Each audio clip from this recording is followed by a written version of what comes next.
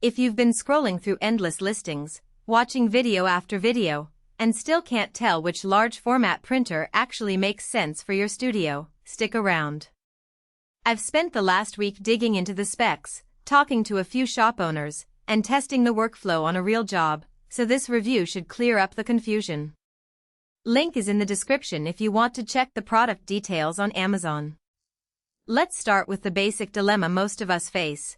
We need a printer that can handle banner-size graphics and fine art prints, but we also don't want to end up with a machine that eats paper, spikes ink costs, or sits idle because the software is a nightmare. The Canon imagePROGRAF TM240 24-inch model promises a new LCOA-PROII processor, a 6-channel PF06 printhead, and a 5-color ink set that includes a reformulated magenta cartridge for better UV resistance. Those headlines sound impressive, but the real question is how they translate into day-to-day work. First, a quick look at the workflow. The TM240 can automatically detect media type, length, and width, and then display that information on the control panel. In my test, I fed a 24 by 48-inch canvas roll, a matte photo paper, and a glossy sticker sheet, all three in the same session. The printer recognized each roll within seconds, selected the appropriate profile, and printed without me having to manually enter dimensions. For a small graphics studio that switches between materials dozens of times a week, that kind of automation eliminates a lot of guesswork and saves at least half an hour per day. Now, where does the LCOA-PROII processor actually matter? The claim is that processing speed is 30% faster than the previous generation. In practice, that translates to roughly a 20-second reduction per high-resolution, 300 dpi art print. If you're pushing 20-plus prints a day, those seconds add up to a noticeable bump in throughput. For occasional hobby use, the speed gain feels nice but isn't a deal-breaker. What matters more is the consistency of color. The 5-color ink set, especially the new magenta formulation, helps keep UV-exposed prints from shifting hue over time, a common complaint with older models. I printed a set of vibrant posters that were left in direct sunlight for a week, and the colors stayed true, which is a solid reassurance for anyone selling outdoor signage. On the cost side, the TM240 uses a 6-channel PF06 printhead that can fire 240,012 dots per inch.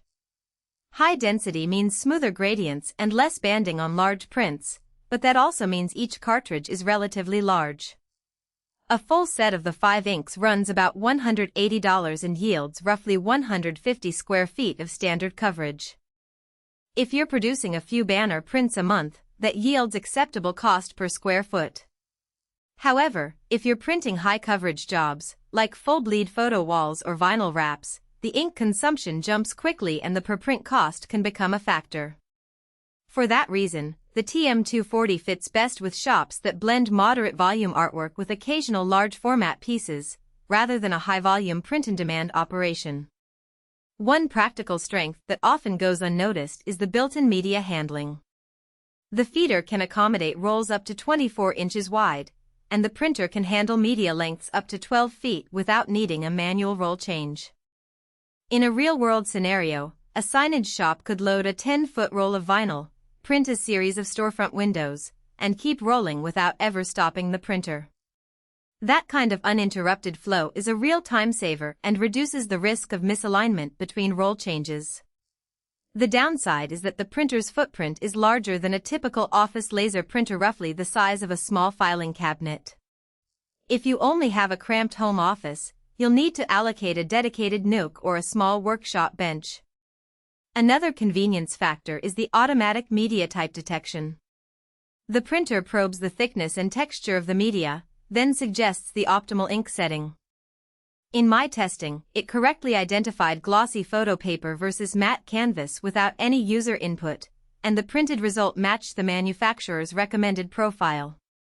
That removes a layer of trial and error that many of us have endured with older models, where a single wrong setting could cause blotches or faded areas. However, the auto-detect feature isn't flawless. Very thick media like heavyweight cardstock over 350 GSM sometimes confused the sensor and defaulted to a standard setting. In those cases, you'll need to manually tweak the settings in the driver, which adds a tiny step but is manageable if you're already comfortable with the software. Speaking of software, Canon's Print Studio Pro integrates directly with Photoshop and Lightroom, allowing you to adjust color balance, apply ICC profiles, and preview the final output before sending to the printer. The interface is clean, and the preview updates in near real time. For a designer who works primarily in Adobe apps, this integration can shave minutes off the pre-press workflow. On the flip side, the software isn't as intuitive for users who rely on third-party RIPs or who are accustomed to open-source solutions. If your shop uses a dedicated RIP for color management, you'll likely need to run both the Canon utility and your RIP in parallel, which can feel a